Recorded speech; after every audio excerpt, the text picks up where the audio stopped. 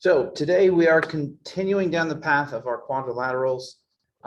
So in total so far, we've talked about parallelograms, rectangles, rhombi, squares, and kind of the intermingled connections there is they're all technically different types of parallelograms, but rectangles aren't necessarily rhombi. Squares are a little bit of everything, very intermingled in their relationships there. Today, we're actually going to take a step to the side to look at a different type of quadrilateral that follows its own set of rules. So anything from parallelograms or any of that information there, put on hold for now, because we're going to look at some new information here today. So the shape that we are looking at is known as a trapezoid. And trapezoids can be categorized into one of two types: a non-isosceles trapezoid and an isosceles trapezoid.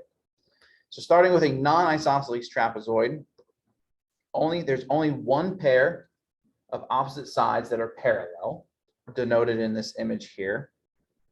How am I going to squeeze this? There we go. So notice there's only one pair of parallel lines or opposite sides.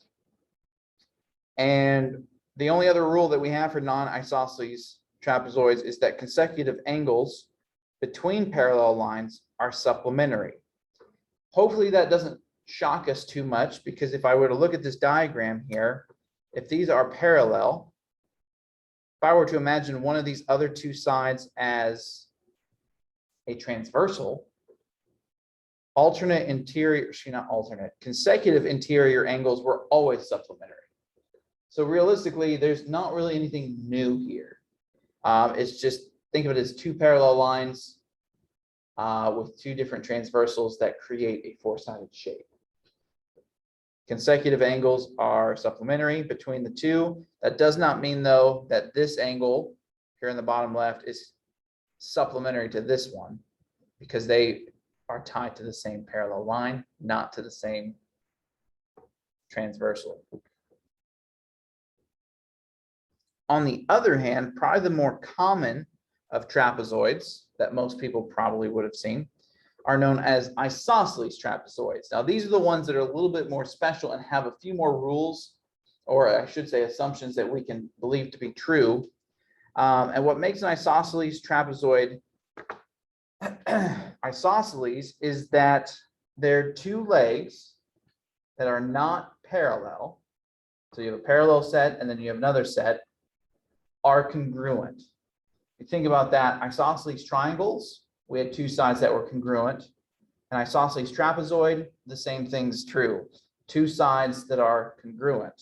I do want to draw your attention very quickly, though, that it does say that isosceles trapezoids have the same properties as non-isosceles trapezoids, plus 4 additional statements. So in this diagram here, it says non-parallel sides, or often referred to as legs, are congruent. Notice the little notches there on those two sides. That is telling me that those two sides are exactly the same length. Diagonals are also congruent. So if you draw on the diagonals here, which have been done with dashed lines, those two are exactly the same length as well. So if you wanted to go in and put little double hash marks on there, that's up to you. Base angles are congruent, and opposite angles are supplementary. Now, we've talked about opposite angles before in our past shapes. So if I were to go on opposite ends of this diagonal, those would be considered opposite angles. They are still supplementary. What it means by base angles, however, and technically has to do with the orientation of the shape, is that these two angles down here are congruent, as are these two angles at the top are congruent as well. Now, yes, the diagonals do go through them. They do not bisect them. I never said bisect. They do go through these angles, though, but they have two sets of congruent angles, and that's all thanks to those congruent sets of sides, which really create this relationship.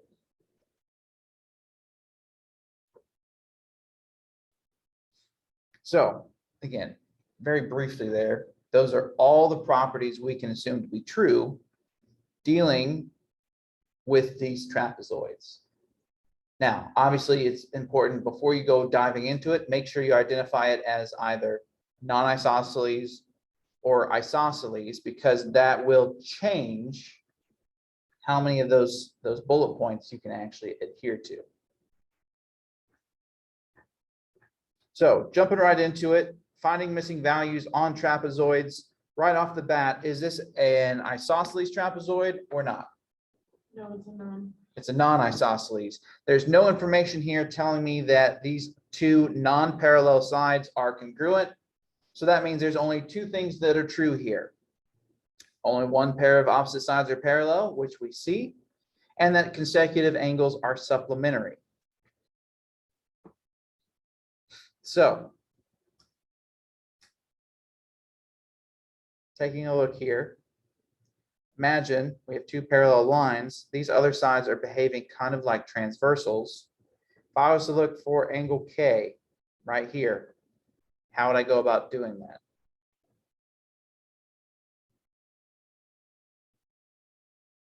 Minus 180 from 87.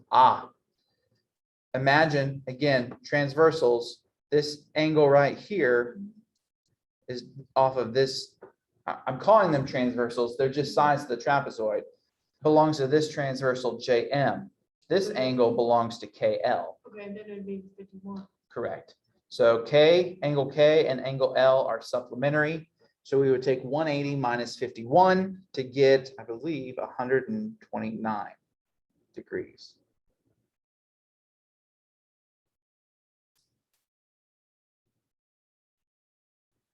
And then angle M, similar idea. 180 minus 87. 180 minus 87 should give us 93 degrees.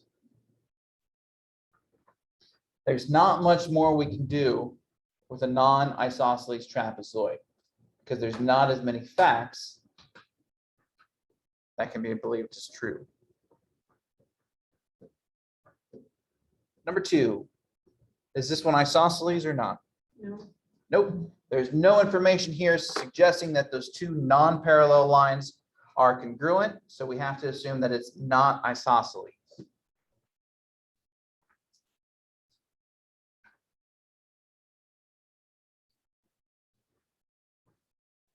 So with that being said, angle C, which angle would C be consecutive with? B. B. And since they are consecutive, that means they are also supplementary. 149. 149. 149. And angle D is consecutive with angle A. 118. Subtract the 62 from 180, we get 118.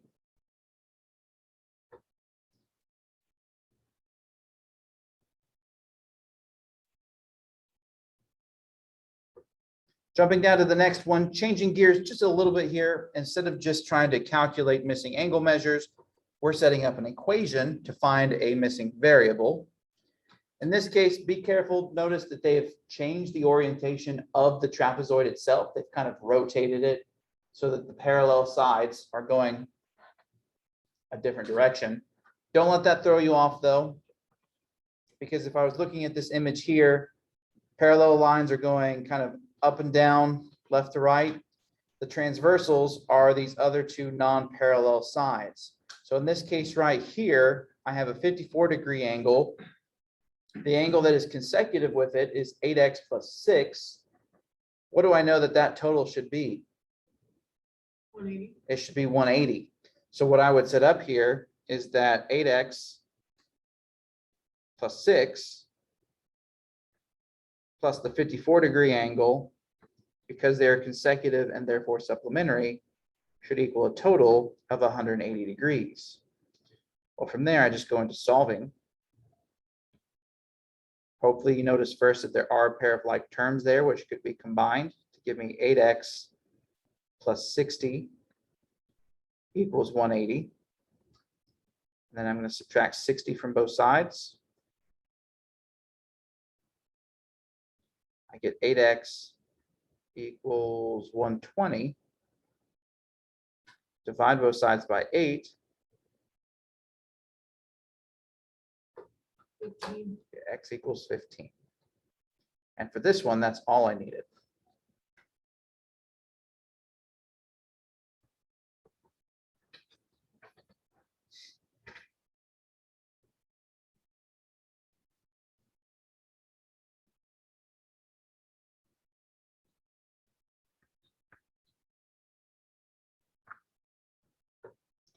Number 4, just a hair more involved.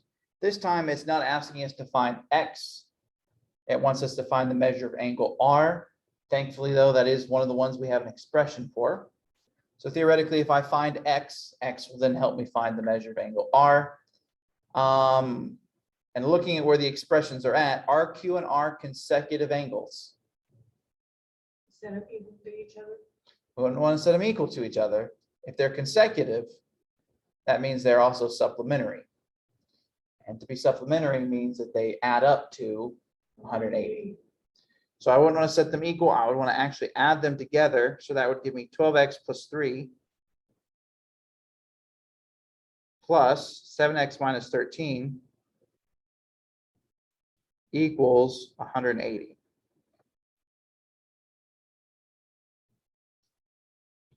Well, from there, hopefully we see some like terms. 12x and 7x make 19x. 3 and negative 13 leave me with negative 10 equals 180. Add 10 to both sides. I get 19x equals 190. Divide both sides by 19. X equals 10. I get x equals 10. But be careful. That is just the information we needed, not what we were actually looking for. I want to find the measure of angle R, which again, like I said, thankfully we have an expression for, but now that I know what X is, I can drop in a 10 where that X belonged. 7 times 10 gives me 70. 70 minus 13, 63. Careful. Wait a minute. I think you went 57. I think you subtracted the 10s, but added the 3s. So the measure of angle R equals 57 degrees.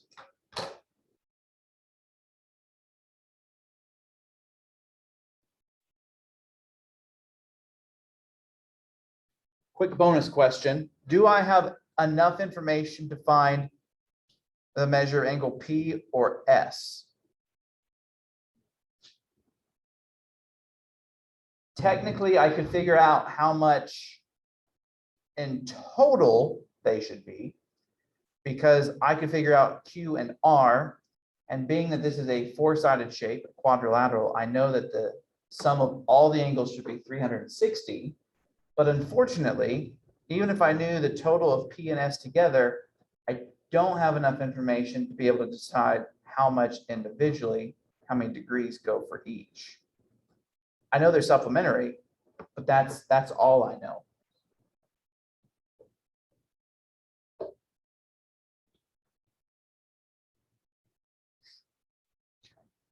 Next few here, you'll notice these trapezoids are isosceles.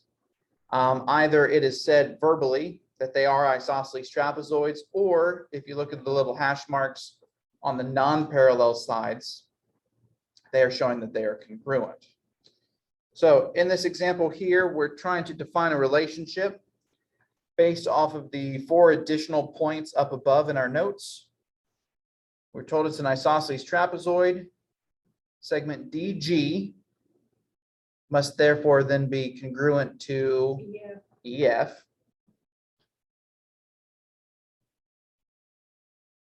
And then DF, which is a diagonal, would be congruent to GE.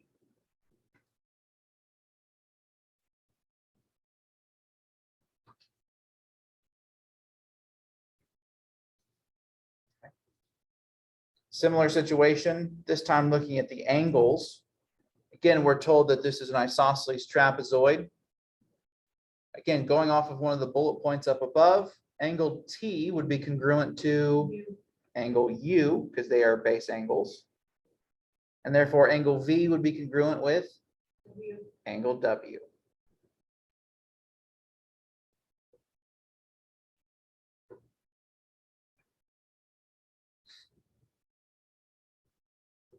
Now, we actually get to use those relationships to actually find some missing measures here. So in this one here, measure of angle Q in this isosceles trapezoid. Would you do 112 minus 180? Not quite, and here's the reason why. Look at where P and Q are. They are attached to one of the parallel sides. If I look up above here, on a similar diagram, we said T and U were congruent. Guess what P and Q are? Also congruent. W, Yep. So Q would also be 112 degrees. Now, when I switch down to the other set of base angles, if I can find one of them, I will know both of them. But to get there, let's say I go with P and S. Those are consecutive angles. Sorry? How'd you get 68? Yep, take 180, subtract the 112 from it because consecutive angles must be supplementary. So angle S would be 68 degrees, but because it is a base angle with angle R is also 68 degrees.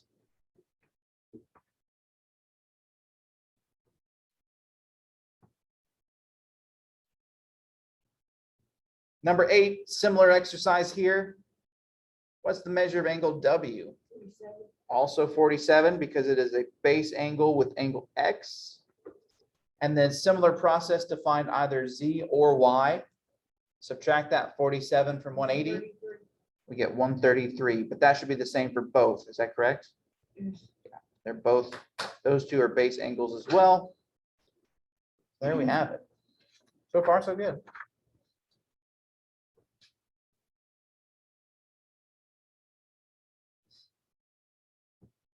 So, two different types of trapezoids, non-isosceles, not much we can say about those. Just 2 bullet points there. But then we have isosceles trapezoids where not only do we have a set of parallel sides, the other set of sides are congruent. A little bit more information we can run with there with the base angles being congruent, the diagonals being congruent, all sorts of interesting stuff. The last thing we're going to add to today's notes has to do with a unique segment that you can put inside of a trapezoid. And that segment is known as its mid-segment. Now, we've heard of mid-segments before. We've talked about mid-segments. They are created when you connect 2 midpoints of opposite sides. Well, trapezoids have 2 sets of opposite sides, and the segments that we are connecting are the midpoints of the legs. If you're thinking, wait a second, I don't remember us saying legs. Back here, non-parallel sides are referred to as legs. So if you take a look at this diagram here, a mid-segment has been created by connecting the 2 midpoints of these legs, leg AD and leg BC, which means E is the midpoint and F is the midpoint of those respective sides. I know they're midpoints because to be a midpoint, it cuts a segment in half. If you look at AD, AE and ED are congruent. BC, we got BF and FC are congruent as well. So they have been cut perfectly in half by those points. Now, if you have a midsegment, in this case we do, EF is our midsegment, then there are a couple things we can say that are true. First off, that midsegment has a unique relationship with the direction it's traveling in with respect to the other parallel lines. We can actually say that AB is parallel to DC, which is what the diagram said. But both of those are actually also parallel to the mid segment, which in this case is EF. So if I was to come over here to this diagram, that technically means I could add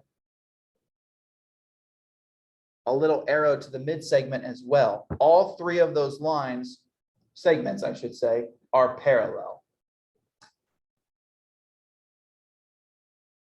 Now note that this is not necessarily refined to just an isosceles trapezoid. This is any trapezoid.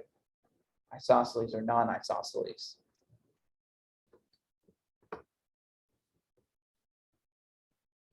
The second thing we can state actually has to do with the measurement of the mid segment. So in this case, EF.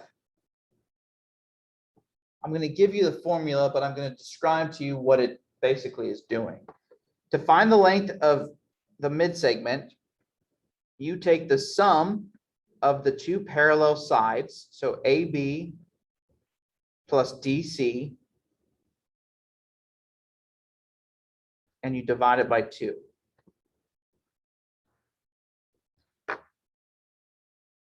What that basically means is the mid segment is the average of the two lengths of the parallel sides. To find an average of anything, you add up all the pieces and divide by how many there are. Well, there's two parallel sides. I add them together, divide by 2. The average length is your mid segment. But it's a formula like any other. Plug in the pieces where they belong, you're set.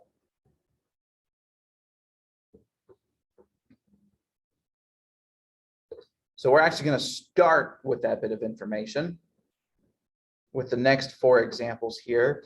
But where we're calculating is going to change just so we're really comfortable with what we're being told.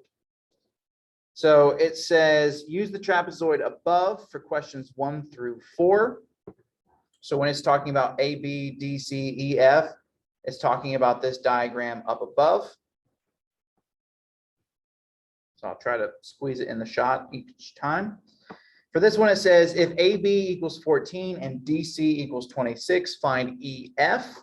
Well, using that formula, EF is just the average of those two lengths. So I would add them together and divide by 2. So I get 40 over 2, which simplifies to 20. So EF equals 20.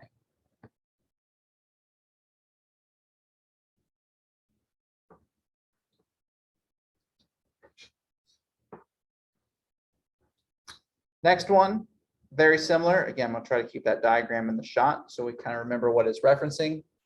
This time we have AB is 7, DC is 31. Find EF, same formula. We're going to find the average of those two sides. So 7 plus 31 divided by 2. That's 38 divided by 2, which is 19.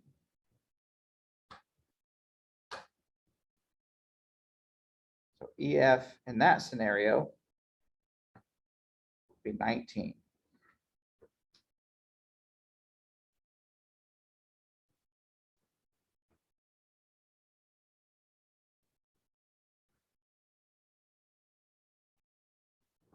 Now, naturally, I got to throw a curveball at you. Notice number 3 and 4, it's actually giving me the length of the mid segment. That's okay. We just plug it into the respective location in that formula. So I'll show you on this first one. EF is still the mid segment. AB and DC are still the other two sides that are parallel. We happen to know EF this time, so I would take 22 which is the midsegment, equals the average of the other two sides. So AB, which I don't know, plus DC, which I do know, divided by 2. I'm solving for AB. What should I probably get out of the way first? The 2? That 2. It's currently being divided, so what would I do? I would multiply. So multiply both sides by 2. That wipes it off the right-hand side. I'm going to have to go kind of horizontally here. I get 44 equals AB plus 38. How would you finish this one? Subtract 38 from both sides. Yep, subtract that 38 from both sides.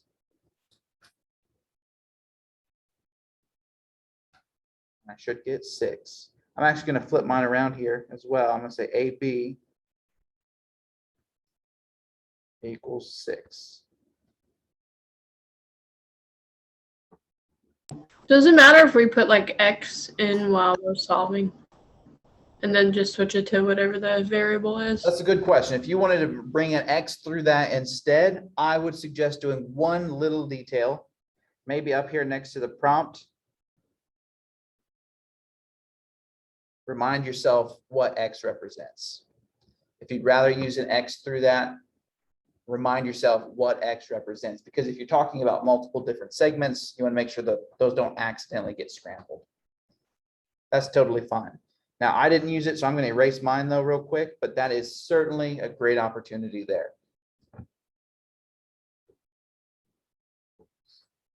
Number 4, very similar. It gave us the midsegment this time as well.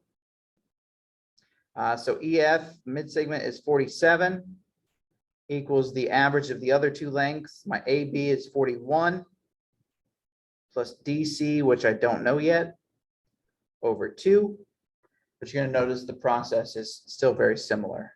Multiply both sides by 2. I get, what would that be, 94 equals 41 plus DC. Subtract 41 from both sides. DC equals 53. DC equals 53.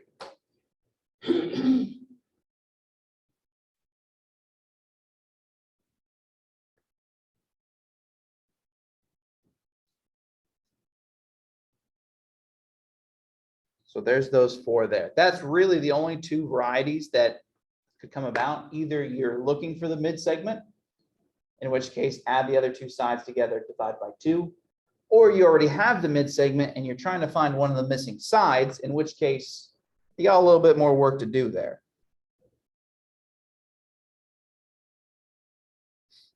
All right. Naturally, we need to throw in a little bit more algebra into this mix. So you'll notice that the following examples would brought back that variable. So for number 5, it says for trapezoid PQRS, Y and Z are midpoints. So even though it didn't visually say it, technically that means that these 2 sides are congruent. These 2 segments are congruent. Again, that doesn't help me with anything. That just validates visually that Y and Z are midpoints. It's asking us to find YZ. So YZ is the midsegment, but you'll notice right now, currently we have an expression for it. So we're ultimately going to need to figure out X to then be able to find YZ. So here's where it looks a little scary at first. We're going to use that same formula from up above, that the midsegment equals the average of the other 2. So add the other 2 together, divide by 2. So what that's going to look like here is my midsegment, which is 5x minus 19 equals the average of the other 2 sides, which are 38 plus the x plus 14. All of that is over 2. Now we have some options here. Me personally, I can avoid fractions, I try to. So I could multiply the entire right-hand side by 2. That's going to get rid of this one right here, but I have to be careful because I'm not just multiplying one piece by 2. I am multiplying the entire other side by 2 as well. So both will be affected. So this gives me, what does this give me? 10x minus 38 equals 38 plus x plus 14, which I didn't put my guideline in here on this one, but the process is still the same. On the right-hand side, hopefully we notice there are some like terms that could be combined.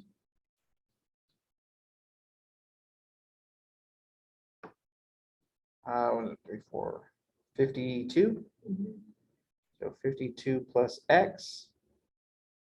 And then only because you guys have been through both algebra 1 and algebra 2, I'm going to do a quick switcheroo here to save myself some space.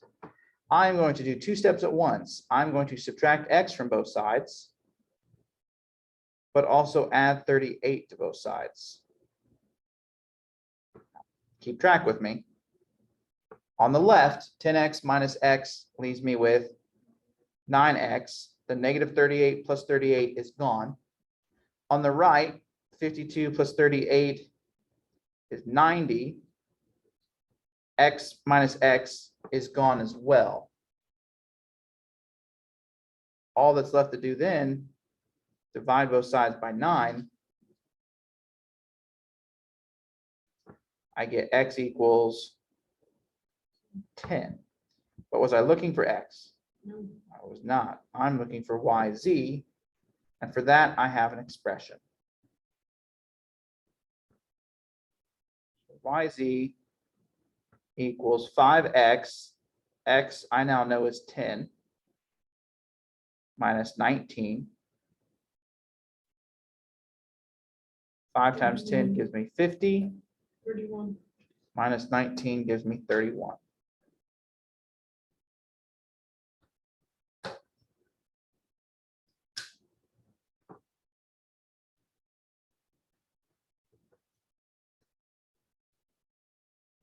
So the equation we're solving here is a little bit more advanced because of that little divide by 2 that's thrown in there.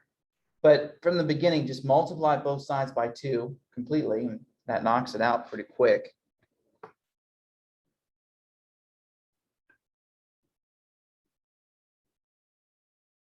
Let's take a look at the next one, and then I think I'll save the last one for you to try on your own if you wish. I'll give you the answer for number 7, but just so you can kind of practice on your own before attempting the assignment for today. So number 6, given the trapezoid L and M are midpoints. So again, I know it doesn't change how I'm going to solve this, but just a visual cue there. That's pretty nice. It's asking us to find KJ, which is one of the sides, not the mid segment. Doesn't matter though, because we have information for the mid segment and we have expressions for the other 2 sides. I'm going to set up that relationship straight away to say that the mid segment, which is 25, equals the sum of the other 2 sides. In this case, the 2x plus 11 plus the 6x minus 1, all of that over 2. Again, so I'm not looking at this ugly fraction here on the right. I'm going to multiply both sides by 2. This time, though, don't have to worry too much because there's just a 25 sitting on the other side. I get 50 equals 2x plus 11 plus 6x minus 1.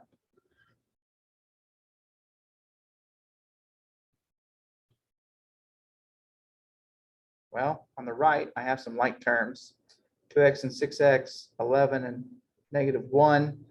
Cleaning that side up, I believe I get 8x plus 10.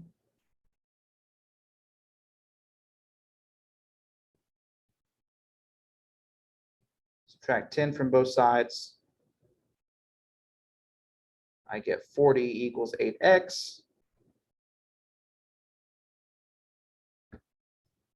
Divide both sides by 8. X equals 5.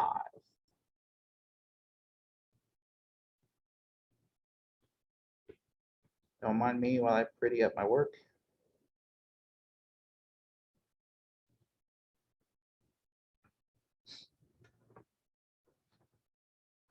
Now, was that what we were looking for? No, Nope, I'm looking for KJ, which was 6x minus 1. KJ equals 29. Too fast for me, Misty. Mhm. So dropping in the 5 for my x, I get 30 minus 1. So KJ is 29.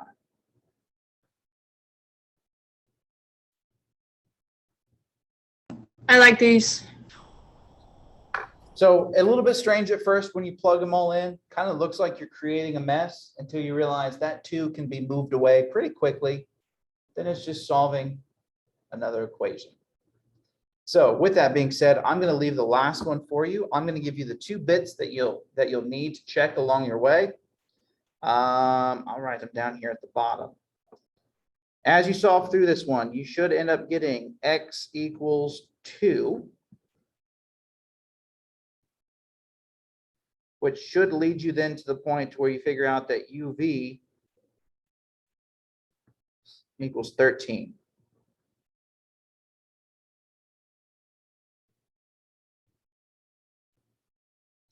Yeah.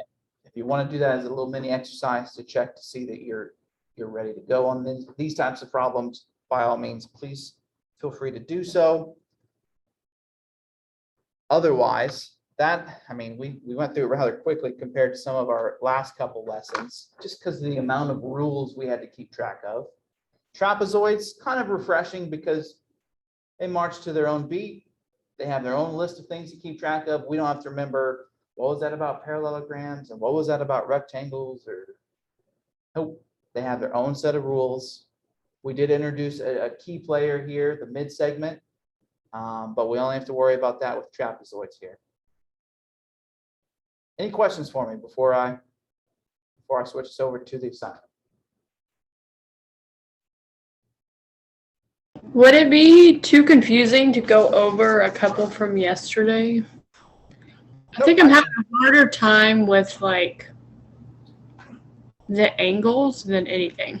Yeah, I'll wrap up this lesson and we can certainly switch gears. So, Okay, if that's okay, or we can wait. It doesn't matter either way. no, we're good.